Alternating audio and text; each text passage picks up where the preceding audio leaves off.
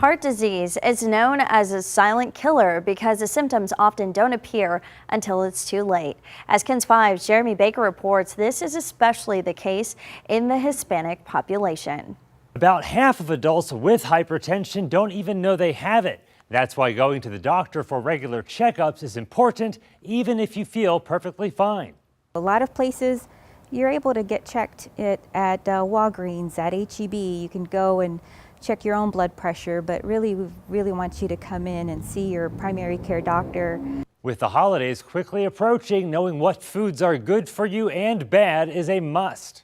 We love all this wonderful, rich food with cheeses and all kinds of good stuff, but some of the stuff is not all good for us. The most common Hispanic hypertension risk factors are older age, drinking too much alcohol, being overweight or obese, having a sedentary lifestyle, too much salt in the diet, and genetics.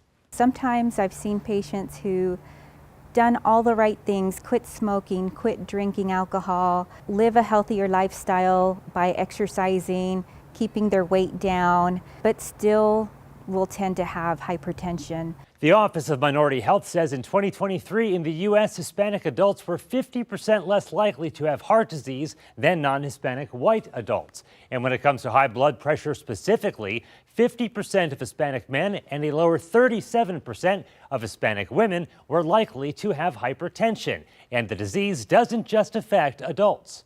We've seen some stories about that too, where kids, have a heart issue and they're out in the field playing football or playing some kind of sport and they just keel over. When it comes to children, if they are in sports, to make sure they stay hydrated and avoid energy drinks. Jeremy Baker, KENS 5.